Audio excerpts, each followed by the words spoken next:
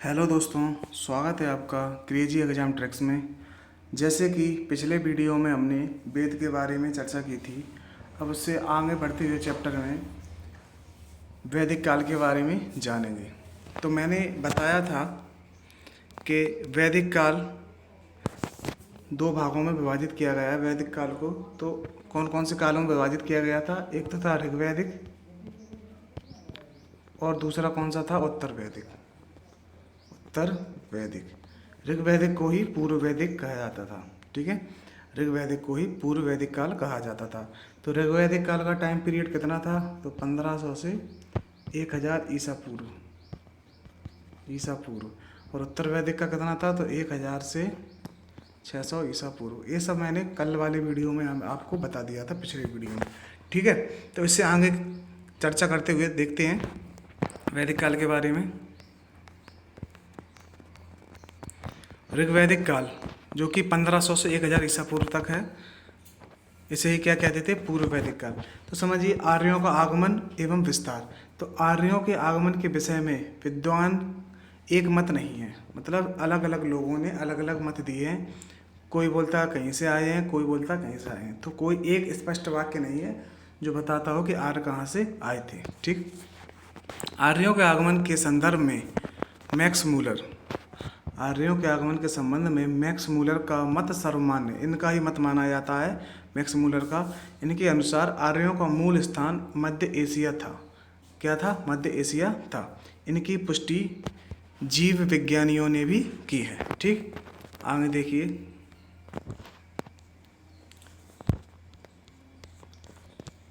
आगे समझिए इसमें क्या है। तो मूल निवास, आर्यों का मूल निवास अलग अलग जगह बताया है। देखो, संपूर्णानंद जी हैं, उन्होंने बताया सप्त सेंद्र प्रदेश। पेंका हट, इन्होंने बताया जर्मनी से आए थे। दयानंद सरस्वती जो अपने भारत के ही थे, उन्होंने बताया तिब्बत से आए थे। मैक्स मूलर ने बताया मध्य एशिया से आए थे। बाल गंगाधर तिलक ने बताया उत्तरी ध्रुव से आए थे। गंगानाथ झा ने बताया ब्रह्मऋषि देश से आए थे। तो समझिए बात, सबसे सर्वमान्य मत अभी बता दिया किसका था? मैक्स मूलर का। लेकिन आप इसमें से एक और ध्यान रख लीजिए, दयानंद सरस्वती का, जो कहाँ का है? तिब्बत की उन्होंने बताए थे, इन्होंने कि कहाँ से आए थे? तिब्बत से आए थे। ठीक है, अब समझिए विस्तार। तो जो आर्य थे, तो उत्तर में हिमालय तक थे, दक्षिण में यमुना नदी के समानांतर थे। यहाँ से यमुना नदी बहती है, इनके समानांतर थे। और पश्चिम में अफगानिस्तान तक थे। और पूरब की बात करें तो पूरब में भी जो यमुना नदी बहती है वहाँ तक फैले हुए थे। आगे देखते हैं इसमें ऋग्वेद के नदी सूक्त 10वां मंडल में 21 नदियों का वर्णन है। ऋग्वेद के जो नदी सूक्त है उसके 10वें मंडल में 21 नदियों का वर्णन है। अब ऋग्वैदिक नदियाँ, उनको पुराने नाम से अलग नाम से जानते थे, वर्तमान में उनका दूसरा नाम है। तो समझिए कौन कौन सी नदियाँ थी। सिंधु नदी को सिंधु नदी के नाम से जानते हैं, पहले भी सिंधु कहा जाता था, अभी भी सिंधु कहा जाता था। और जो चिनाव नदी है वर्तमान की, उसको अस्किनी के नाम से जानते थे। जो वर्तमान में सतलज नदी है उसको शतुद्री के नाम से जानते थे। वर्तमान में ब्यास नदी को बिपाशा के नाम से जानते थे। और जो झेलम नदी है वर्तमान में होते उसे वितस्ता के नाम से जानते थे। घग्गर नदी को सरस्वती या दृष्टिवती के नाम से जानते थे। और रावी नदी को परुष्णी के नाम से जानते थे। इसमें से किस किस का आ गया क्वेश्चन? चिनाब का आ चुका है, शतुद्री का आ चुका है, विपाशा का आ चुका है, वितस्ता का आ चुका है और रावी का आ चुका है। ये जो बताया मैंने टिक लगा के, ये सभी क्वेश्चन आ चुके हैं। आगे देखिए इसमें अफ़गानिस्तान की नदियाँ। तो अफ़गानिस्तान की नदी उस टाइम में कुबा थी, कुबा के नाम से जाना जाता था। तो वो कहाँ पे थी? काबुल में। ठीक है, सुवास्तु थी स्वात में, क्रुमी थी कुर्रम में, गोमती गोमल में। ये स्थान थे इनके। तो आगे देखिए, सिंधु आर्यों की सबसे प्रमुख नदी है जिसका उल्लेख सर्वाधिक बार किया गया है। इसे हिरण्ययानी भी कहा गया है। आर्यों की सबसे प्रमुख नदी कौन सी थी? सिंधु, उसे हिरण्ययानी भी कहा गया है। आगे समझिए इसमें, ऋग्वेद में उल्लिखित दूसरी नदी सरस्वती है। ऋग्वेद में दूसरी नदी उल्लिखित कौन सी है? सरस्वती है, जिसे नदी तमा अर्थात सर्वश्रेष्ठ नदी कहा गया है। ऋग्वेद में सरस्वती की चर्चा से यह लगता है कि अवेस्ता में उल्लिखित दक्षिण अफगानिस्तान में हरख्वती आधुनिक हेलमंद नदी है। तो समझिए बात, ऋग्वेद में उल्लेखित दूसरी नदी कौन सी है? सरस्वती है, जिसे नदीतमा कहा गया है, इसे सर्वश्रेष्ठ नदी कहा गया है। इतनी बात आप ध्यान रख लीजिए, ठीक है। आगे समझिए, सप्त सिंधु प्रदेश, जो मैंने पिछले वीडियो में बताया था कि यह कौन सा जगह था, तो समझिए। तो आर्य सर्वप्रथम इसी क्षेत्र में आकर बसे थे। आर्य जब सबसे पहले आए थे तो इसी क्षेत्र में आकर बसे थे। इसमें सरस्वती, सिंधु और उसकी 5 सहायक नदियाँ थीं। तो सरस्वती, सिंधु 2 नदियाँ और उसकी 5 सहायक नदियाँ कितनी हो जाती हैं? 7। तो इसे क्या कहा जाता है? सप्त सिंधु प्रदेश या सप्त सैंधव प्रदेश, ठीक है। मध्य देश की बात करते हैं तो हिमालय और विंध्याचल के बीच का प्रदेश मध्य देश कहलाता था। तो जो हिमालय है और विंध्याचल श्रेणी है उसके बीच का प्रदेश कौन सा कहलाता था? मध्य देश। ब्रह्मऋषि देश कौन सा? तो जो गंगा यमुना दोआब था एवं उसके नज़दीकी क्षेत्र थे तो वो ब्रह्मऋषि क्षेत्र कहलाता था। गंडक को सदानीरा के नाम से जाना जाता था, तो पहले उसको सदानीरा के नाम से जाना जाता था। शतपथ ब्राह्मण में नर्मदा नदी का वर्णन किया गया है। शतपथ ब्राह्मण है उसमें नर्मदा नदी का वर्णन किया गया है, जिसे रेवित्रा नदी भी कहा गया है। ऋग्वेद में समुद्र का तात्पर्य एक बड़े जलराशि के जमाव से है। समुद्र का तात्पर्य एक बड़े जलराशि के जमाव से है, ना कि आधुनिक सागर से। ऋग्वेद में मरुस्थल के लिए धनु शब्द का प्रयोग हुआ है। धनु शब्द का प्रयोग हुआ है। अब जनजातीय संघर्ष समझिए। तो ऋग्वैदिक आर्यों का संघर्ष स्थानीय जनों जैसे दास, दस्यु आदि से हुआ। जो ऋग्वैदिक आर्य थे उनका संघर्ष स्थानीय जन जैसे कि दास होते थे, दस्यु होते थे आदि से हुआ है। ऋग्वेद के अनुसार भरत वंश के राजा देवोदास ने सवर को हराया। भरत वंश के जो राजा थे देवोदास ने सवर को हराया। यहाँ दास शब्द देवोदास के नाम में लगता है। दास शब्द क्या है? देवोदास के नाम में लगता है। ऋग्वेद में वर्णित दस्यु इस देश के मूल निवासी थे और आर्यों के जिस राजा ने उन्हें पराजित किया वह त्रदस्यु कहलाया। यहाँ राजा दासों के प्रति उदार था परंतु दस्युओं का शत्रु था। ऋग्वेद में दस्यु हत्या का उल्लेख बार बार मिलता है परंतु दास हत्या का नहीं। दस्यु हत्या का उल्लेख बार बार मिलता है परंतु दास हत्या का नहीं। परंपरा के अनुसार आर्यों के 5 कबीले थे। कबीले को ही जन कहते थे, जिन्हें पंचजन कहा जाता था। भरत और त्रिस्तु आर्यों के शासक वंश थे। भरत और त्रिस्तु आर्यों के शासक वंश थे। भरत वंश और 10 राजाओं के बीच पर्जनी नदी के तट पर दशराग युद्ध हुआ। इस युद्ध का वर्णन ऋग्वेद के 7वें मंडल में है। कौन से मंडल में है? 7वें मंडल में है। इस युद्ध में आर्यों के राजा सुदास थे और अनार्यों के राजा कौन थे? भेद। पराजित जनों में पुरुजन सबसे महान थे। बाद में भरतों एवं पुरुओं में मित्रता के फलस्वरूप कुरुवंश की स्थापना हुई। कुरुवंश की स्थापना हुई। ये दोस्तों इतना इम्पोर्टेंट नहीं है लेकिन आपके लिए पढ़ना यह जरूरी है कि पता नहीं है पेपर में कहाँ से कोई क्वेश्चन भी आ सकता है, कहीं से भी। सामाजिक जीवन की बात करते हैं ऋग्वैदिक काल के। तो ऋग्वैदिक काल में स्त्री सभा समितियों में भाग ले सकती थीं। वे अपने पति के साथ यज्ञों में आहुति भी दे सकती थीं। इस काल में स्त्री शिक्षा का महत्व था।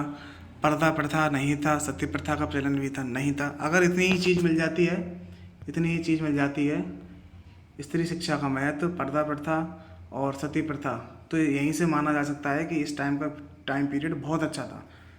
यह इस टाइम में बहुत अच्छा था। तो ऋग्वैदिक काल में नियोग प्रथा एवं विवाह प्रथा का प्रचलन भी था। अमाजु कौन थे? आजीवन विवाहित रहने वाली स्त्री को अमाजु कहा जाता था। ऋग्वैदिक काल में वर्ण व्यवस्था कर्म पर आधारित थी। वर्ण व्यवस्था क्या होता था कि कर्म पर आधारित थी कि अब कोई भी व्यक्ति ब्राह्मण कुल में जन्म लेता है और अगर कर्म उसका, मान के चलो कोई दुकानदार है या क्या नाम बनिया की दुकान खोल लेता है तो उसका कर्म के अनुसार ही वर्ण व्यवस्था हो जाती थी, तो वो उसमें ही चेंज हो जाता था वैश्य में। इसी प्रकार था इसमें वर्ण व्यवस्था। इस काल में मुख्यतः 3 प्रकार के वस्त्र होते थे। कौन कौन से? वास, अधिवास और नीवी। तो मध्य भाग में पहना जाने वाला वस्त्र वास होता था। अधिवास चादर या ओढ़ने की तरह वस्त्र जो पहना जाता था उसे अधिवास। नीवी कमर के नीचे वाला वस्त्र होता था नीवी। ऋग्वैदिक काल में शाकाहारी व मांसाहारी दोनों प्रकार के भोजन का प्रचलन था। यव, जौ प्रमुख फसल थी। नमक व मछली का उल्लेख इस काल में नहीं मिलता है। नमक का और मछली का उल्लेख इस काल में नहीं मिलता है। ऋग्वैदिक काल में सामाजिक संगठन का आधार गोत्र या जन्म मूलक संबंध था। तो गोत्र यहाँ से स्टार्ट हो चुका था। समाज पितृसत्तात्मक था। और बात करते आए हैं अभी कि सिंधु सभ्यता का, तो सिंधु सभ्यता का समाज कैसा था? मातृसत्तात्मक। सबसे छोटी इकाई परिवार थी, सबसे छोटी इकाई परिवार थी, जिसे कुल कहा जाता था। इसका प्रधान कौन होता था? कुलप होता था। आर्थिक जीवन की बात करते हैं तो ऋग्वैदिक काल एक ग्रामीण सभ्यता थी, जहां आर्यों की अर्थव्यवस्था का मुख्य आधार पशुपालन था। ग्रामीण सभ्यता थी और आर्यों का मुख्य आधार क्या था? अर्थव्यवस्था का पशुपालन तथा कृषि गौण कार्य था। मतलब मुख्यतः पशुपालन करते थे, उसके बाद दूसरा जो काम था उनका वो कृषि था। इस काल में गाय का अत्यंत महत्व था। ऋग्वेद में गाय का उल्लेख 176 बार हुआ है।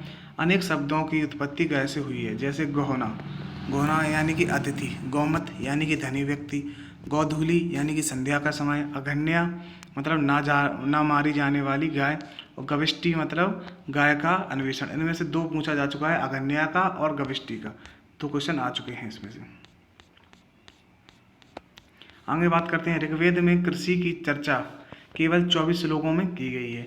इस काल में बढ़ई, रथकार, बुनकर, चर्मकार, कुमार आदि शिल्पियों का भी उल्लेख मिलता है। अयस शब्द का प्रयोग तांबे या कांसे के अर्थ में होता था। किसके में होता था? तांबे या कांसे के में।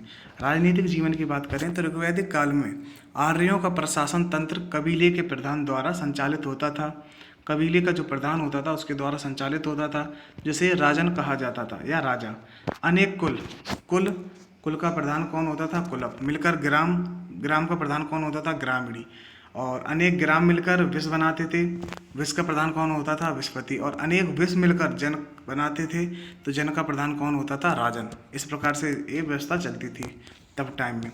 लोग कबीले के अंग थे, क्योंकि उन दोनों राज्य क्षेत्र या राज्य स्थापित नहीं हो पाया था। इसलिए ऋग्वेद में जन शब्द का उल्लेख 275 बार हुआ है तथा जनपद का एक भी बार नहीं हुआ है। समिति के प्रमुख को ईशान कहते थे। ऋग्वैदिक कबीलों या कुलों के आधार पर कई संगठन थे, जैसे सभा, समिति, विदत गण अलग अलग थे। ये संगठन विचार विमर्श करते थे तथा सैनिक एवं धार्मिक कार्य देखते थे। सभा और समिति इतने महत्वपूर्ण थे कि राजन इनका समर्थन पाने के लिए बेताब रहता था। राजन जो राजा होता था, इनका समर्थन पाने के लिए बेताब रहता था। ऋग्वेद में वर्णित बलि राजा को दिया जाने वाला स्वैच्छिक कर्ता। बलि क्या था? राजा को दिए जाने वाला स्वैच्छिक कर्ता। दैनिक प्रशासन में राजन की सहायता के लिए पुरोहित सबसे महत्वपूर्ण अधिकारी होता था। जो पुरोहित नाम है वो सबसे महत्वपूर्ण अधिकारी होता था उस टाइम पे।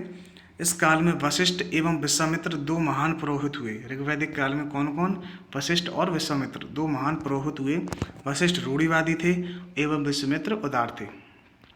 वशिष्ठ रूढ़िवादी थे और विश्वामित्र उदार थे। ऐसे कि मान सकते हैं गर्म दल और नरम दल के बारे में, तो इस प्रकार मान सकते हैं कि जो वशिष्ठ थे वो गर्म दल वाले थे और विश्वामित्र थे वो नरम दल वाले थे। सेनानी, ग्रामीणी, वज्रपति अन्य अधिकारी भी थे। धार्मिक जीवन के बारे में चर्चा करते हैं तो वैदिक ग्रंथों में कुल 33 देवताओं का उल्लेख है। ऋग्वेद में सबसे अधिक प्रतापी देव इंद्र थे। सबसे प्रतापी कौन थे? इंद्र थे, जिन्हें पुरंदर यानी कि किला तोड़ने वाला या व्रतहंता या सोमापा भी कहा गया है। इंद्र पर 250 सूक्त हैं, जिन्हें बादल का देवता भी माना गया है, जो वर्षा देते हैं। ऋग्वैदिक देवताओं में दूसरा स्थान अग्नि का है, जिन पर 200 सूक्त हैं। अग्नि ने देवताओं और मानवों के बीच मध्यस्थ का काम किया है। तीसरा स्थान किसका? वरुण का है, जो जल या समुद्र का देवता माना गया है।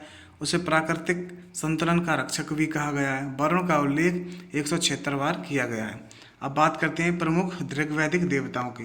तो सोम को वनस्पति के देवता भी कहा जाता था। मरुत होते थे आंधी के देवता। उषा प्रगति एवं उत्थान की देवी। पूषण इम्पोर्टेंट सबसे ज़्यादा है, पूषण पशुओं के देवता। अरण्यानी जंगल की देवी और धौ आकाश का देवता। तो धौ और पूषण सबसे ज़्यादा पूछा गया है। तो ये दोस्तों हो जाती है ऋग्वैदिक काल की बात। अब बात करते हैं ऋग्वैदिक काल के बाद जो 1000 से 600 ईसा पूर्व आ जाता है, तो वो आता है उत्तर वैदिक काल। तो आर्यों की भौगोलिक सीमा फिर अब कहाँ तक हो चुकी थी? तो उत्तर वैदिक काल में आर्यों का भौगोलिक विस्तार उत्तर में हिमालय तक, दक्षिण में विंध्य पर्वतमाला तक, पश्चिम में अफगानिस्तान तक और पूर्व में उत्तरी बिहार तक। थोड़ा थोड़ा बढ़ा था, नहीं तो पहले जितना था। अब सामाजिक संगठन की बात करते हैं।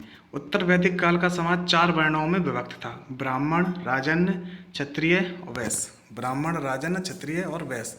और शूद्र। राजन को क्षत्रिय कहा जाता था, मैंने पिछले वीडियो में बताया था। इस वर्ण व्यवस्था का आधार कर्म से बदलकर जन्म हो गया। अब समझिए बात, जो वर्ण व्यवस्था कर्म के आधार पर थी अब बदलकर जन्म हो गया। मतलब किसी के पिताजी अगर क्या नाम बनिया की दुकान खोले हैं तो उसका बेटा भी बनिया होगा। पहले ये नहीं था, अगर पिताजी बनिया है तो बेटा क्या पता पुरोहित हो जाए, तो ऐसा होता था पहले ऋग्वैदिक काल में। लेकिन अब ये पूरा चेंज हो गई, जन्म पर आधारित हो गया। किसमें? उत्तर वैदिक काल में। चारों आश्रम ब्रह्मचर्य, गृहस्थ, वानप्रस्थ एवं संन्यास का सर्वप्रथम उल्लेख जाबलोपनिषद में मिलता है। जाबलो उपनिषद में मिलता है। उत्तर वैदिक काल में नारियों की स्थिति में गिरावट आई। ऋग्वैदिक काल में जहाँ स्त्रियों का उपनयन संस्कार होता था, उपनयन से बात समझिए, उपनयन क्या होता है? उपनयन को एक नाम से और जानते हैं, जनेऊ संस्कार। जनेऊ संस्कार, इसको ही उपनयन संस्कार कहते थे। तो ऋग्वैदिक काल में जहाँ स्त्रियों का उपनयन संस्कार होता था, वहीं उत्तर वैदिक काल में स्त्रियों का उपनयन संस्कार बंद हो गया। अथर्ववेद में कन्या के जन्म की निंदा की गई। अथर्ववेद में कन्या के जन्म की निंदा की गई। ऐतरेय ब्राह्मण में कन्या को चिंता का कारण बताया गया है। तैतरीय आरण्यक में स्त्रियों को शूद्रवत पतित कहा गया है। वहीं शतपथ ब्राह्मण में पत्नी को अर्धांगिनी भी कहा गया है। विदुषी महिलाएं कौन होती थी? तो विद्वान का स्त्रीलिंग क्या है? विदुषी। तो मैत्रेयी थी, गार्गी थी, सलवा, वर्णमा और काव्यायनी, ये विदुषी महिलाएं थी। तो स्त्रियों का सभा समिति में भाग लेना बंद हो गया। कब? उत्तर वैदिक काल में। तो जो स्त्रियां पतिव्रता नहीं रह जाती थी उनके लिए वरुण प्रवाह संपन्न किया जाता था। आर्थिक जीवन की अगर बात करते हैं तो उत्तर वैदिक काल में आर्यों की आवश्यकता का प्रमुख आधार कृषि था। प्रमुख आधार कृषि था। पहले क्या था? पशुपालन था। अब क्या हो गया था? कृषि। इस काल में कई प्रकार की फसलों का उत्पादन होने लगा, जैसे व्रीहि। पहले व्रीहि कहा जाता था चावल को, मांस। उड़द को मांस कहा जाता था। जौ को यव कहा जाता था। गेहूं को गोधूम। उत्तर वैदिक काल में लोहे की जानकारी हुई, जिससे खेती आसान हो गई। उत्तर वैदिक काल में अयस्क के दो रूप चर्चित हैं, श्याम या कृष्ण अयस्क, जिसे लोहा कहा जाता था, तथा लोह अयस्क। लोह अयस्क को तांबा कहा जाता था। ध्यान रखिए, लोह अयस्क को तांबा और श्याम या कृष्ण अयस्क को लोहा। शतपथ ब्राह्मण में हल संबंधी विधान का वर्णन है। उत्तर वैदिक काल के लोग 4 प्रकार के मृद भांडों से परिचित थे। काला व लाल, काली पॉलिशदार, चित्रित धूसर और लाल मृदभांड। मृदभांड होते हैं मिट्टी के बर्तन। इनमें से चित्रित धूसर मृदभांड उनके सर्वोपरि वैशिष्ट का सूचक हैं।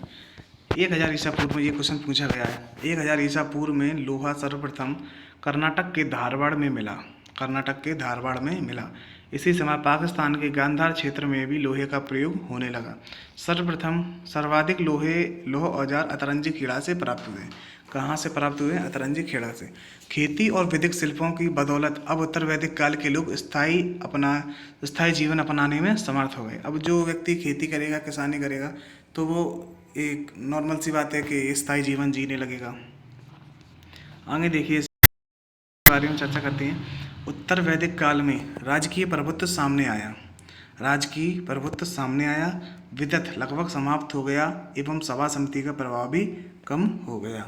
इस काल में कबीलों ने जनपद रूप ग्रहण किया, जैसे कि भरत व पुरु ने मिलकर कुरु जनपद की स्थापना की, तथा तुर्वस व कृवि ने मिलकर पांचाल जनपद की स्थापना की। मतलब जनपद का प्रभाव उग्र हो गया इसमें। उत्तर वैदिक काल में राजाओं को विभिन्न नामों से पुकारा जाता था। उत्तर का शासक विराट कहलाता था। उत्तर दिशा में जो शासक था वो विराट कहलाता था। दक्षिण दिशा का भोज कहलाता था। पूर्व दिशा का सम्राट कहलाता था। पश्चिम दिशा का स्वराट और एवं मध्य का शासक का क्या कहलाता था? राजा कहलाता था। राजा का पद अनुवांशिक बन गया, जो सामान्यतः उसके ज्येष्ठ पुत्र को मिलने लगा। इस काल में संग्रहीता, गोवर्कतन जैसे अधिकारियों का अस्तित्व सामने आया है। राजाओं का प्रभाव उनके यज्ञों द्वारा बढ़ने लगा। जैसे कि 3 प्रकार के यज्ञ होते थे। राजसूय यज्ञ राज्याभिषेक के समय होता था। अश्वमेध यज्ञ साम्राज्य विस्तार के टाइम पे होता था। और वाजपेयी यज्ञ रथ दौड़ की आकांक्षा के टाइम पे होता था। अब धार्मिक जीवन के बारे में चर्चा करते हैं। तो उत्तर वैदिक काल में धर्म कर्मकांड आधारित हो गया। धर्म जो था कर्मकांड आधारित हो गया। तो इस काल के महत्वपूर्ण देवता थे प्रजापति, जिन्हें ब्रह्मा कहा जाता था, शिव रुद्र के नाम से जाने जाते थे, तथा नारायण विष्णु के नाम से जाने जाते थे। पूषण जो ऋग्वैदिक काल में पशुओं के देवता थे अब शूद्रों के देवता भी हो गए। ठीक है। इस काल में गृहस्थों के लिए पंच महायज्ञ भी होने लगा। तो पंच महायज्ञ होने लगा तो कौन कौन से थे? तो ब्रह्मयज्ञ, देवयज्ञ, पितृयज्ञ, अतिथि यज्ञ और भूत यज्ञ, ये पंच महायज्ञ के तत्व थे। जावलो उपनिषद में चारों आश्रम का उल्लेख एक साथ मिलता है, जो पहले ही पढ़ लिया है हमने। उत्तर वैदिक काल में ही षड दर्शन का उदय हुआ। षड दर्शन इंपोर्टेंट है, एक काफ़ी बार क्वेश्चन में पूछा गया है। तो सांख्य दर्शन के कौन थे? कपिल मुनि थे। योग दर्शन के कौन थे? पतंजलि थे। न्याय दर्शन के कौन थे? गौतम ऋषि थे। वैशेषिक दर्शन के कौन थे? कणाद मुनि थे। पूर्व मीमांसा के कौन थे? जैमिनी थे। और उत्तर मीमांसा के कौन थे? बादरायण थे। तो ये 6 जो इम्पोर्टेंट बहुत ज़्यादा हो जाते हैं, इनको बार बार पूछा जाता था। 16 संस्कार के बारे में जानिए। तो उत्तर वैदिक काल में 16 संस्कार काफ़ी लोकप्रिय हुए, जैसे कि उनमें चूड़ाकर्म है, उपनयन है, कर्णछेदन है, अन्नप्राशन है, विद्यारंभ है, समावर्तन है, विवाह है, अंत्येष्टि है। तो ये सभी प्रकार के 16 संस्कार थे। आपने बस सुना होगा 16 संस्कार के बारे में, देखा जाना कभी नहीं होगा। इसमें उपनयन संस्कार एक महत्वपूर्ण संस्कार था जो शूद्रों को छोड़कर शेष तीनों वर्णों के लिए था। ठीक। ब्राह्मण, क्षत्रिय एवं वैश्य के बच्चों का उपनयन संस्कार क्रमशः 8 वर्ष, 11 वर्ष और 12 वर्ष की अवस्था में होता था। ये बालक इस संस्कार के बाद द्विज कहलाते थे, यानी कि दोबारा जन्म लेने वाले कहलाते थे। विवाह के बारे में समझिए। तो विवाह कौन कौन से प्रकार के होते थे? अनुलोम विवाह। अनुलोम विवाह इसमें पुरुष उच्च वर्ण का होता था एवं महिला निम्न वर्ण की होती थी। समझिए बात, पुरुष उच्च वर्ण का होता था और महिला निम्न वर्ण की होती थी। प्रतिलोम में क्या होता था? इसमें पुरुष निम्न वर्ण का होता था, महिला उच्च वर्ण की होती थी। तो गृह सूत्रों के अनुसार 8 प्रकार के विवाह होते थे। ब्रह्म विवाह यह सबसे प्रचलित एवं उत्तम विवाह था। सबसे प्रचलित एवं उत्तम विवाह था। देव विवाह, यज्ञ करने वाले ब्राह्मण से पुत्री का विवाह किया जाता था। जो यज्ञ करने वाले ब्राह्मण होते थे उससे पुत्री का विवाह किया जाता था। आर्य विवाह, आर्य विवाह कौन सा होता था? कन्या का पिता वर से गाय लेकर कन्या का विवाह कर देता था। प्रजापत्य विवाह, इसमें कन्या का पिता वर को वचन देता था। असुर विवाह, वर से मूल्य लेकर कन्या को बेचा जाता था। गंधर्व विवाह, यह प्रेम विवाह था जिसमें माता पिता की अनुमति नहीं ली जाती थी। राक्षस विवाह, इस विवाह में वधू का अपहरण किया जाता था। और पैशाच विवाह, यह जबरदस्ती किए जाने वाला विवाह था। तो अब देखिए ऋग्वेद में उल्लिखित शब्दों की संख्या है। तो पिता का उल्लेख कितना बार हुआ है शब्दों का? 335 बार। इंद्र का 250 बार, अग्नि का 200 बार, गाय का 176 बार, विष का 170 बार, सोम देवता का 144 बार, सभा का 8 बार, समती का 9 बार, रुद्र का 3 बार, यमुना का 3 बार, गंगा का 1 बार, सिंधु का सर्वाधिक बार सिंधु का हुआ है। कृषि का 33 बार, विष्णु का 100 बार, वरुण का 30 बार और जन का 275 बार। अब इसमें इंपॉर्टेंट कौन कौन सा समझिए। सबसे पहले इंद्र, अग्नि, गाय। इंद्र, अग्नि, गाय, गंगा, यमुना और वरुण इन ये सभी इसमें इम्पोर्टेंट है। इसमें कुछ करना नहीं है। आगे देखिए इसमें वैदिक साहित्य की सर्वप्राचीन समझिए क्या है इसमें। 2 जैन तीर्थकरों अरिष्टनेमी एवं पार्श्वनाथ का सर्वप्रथम उल्लेख किसमें मिलता है? ऋग्वेद में मिलता है। असतो मां सद्गमय का सर्वप्रथम उल्लेख ऋग्वेद में मिलता है। सबसे प्राचीन ब्राह्मण ग्रंथ कृष्ण यजुर्वेद का ब्राह्मण ग्रंथ था। सबसे प्राचीन उपनिषद कौन सा था? तो छांदोग्य एवं बृहदारण्यक उपनिषद था। प्रथम 3 आश्रम बाल, गृहस्थ, वानप्रस्थ एवं श्री कृष्ण का प्रथम उल्लेख कहाँ मिलता है? छांदोग्योपनिषद में मिलता है। चारों आश्रम का वर्णन कहाँ मिलता है? जावलोपनिषद में मिलता है। पुनर्जन्म का सर्वप्रथम उल्लेख शतपथ ब्राह्मण में मिलता है। गीता से पहले निष्काम कर्म योग का सर्वप्रथम प्रतिपादन ईशोपनिषद में मिलता है। भारत कबीले का सर्वप्रथम उल्लेख ऋग्वेद में मिलता है। ऋग्वेद काल सर्वप्रथम देवता कौन है? इंद्र, जिन्हें किला तोड़ने वाला इंद्र, इन्हें किला तोड़ने वाला या पुरंदर भी कहते हैं। उत्तर वैदिक काल का सर्वप्रथम देवता कौन है? प्रजापति। राजसूय यज्ञ का सर्वप्रथम उल्लेख ऐतरेय ब्राह्मण में मिलता है। ऋग्वैदिक काल में सर्वाधिक प्रयुक्त होने वाली धातु अयस यानी कि कांस्य या तावा। ऋग्वैदिक काल की सर्वाधिक स्तुत्य नदी कौन सी थी? सिंधु। ऋग्वैदिक में सबसे पवित्र नदी सरस्वती थी। चारों वर्ण का सर्वप्रथम उल्लेख ऐतरेय ब्राह्मण में मिलता है। याज्ञवल्क्य गार्गी संवाद किसमें है? तो बृहदारण्यकोपनिषद में है। वैश्य शब्द का सर्वप्रथम प्रयोग कहाँ मिलता है? तो वाजसनेयी संहिता में मिलता है। श्वेताश्वेर उपनिषद समर्पित है तो किसको? रुद्र देवता को समर्पित है, जिन्हें शिव के नाम से जाना जाता है। कृषि संबंधी प्रक्रिया का उल्लेख ऋग्वेद के किस मंडल में है? तो कृषि का किसमें है? चतुर्मंडल में है। तो दोस्तों, अगर वीडियो आपको अच्छी लगी हो तो वीडियो को लाइक करें, चैनल को सब्सक्राइब करें और अपने दोस्तों में शेयर ज़रूर करें। थैंक यू दोस्तों।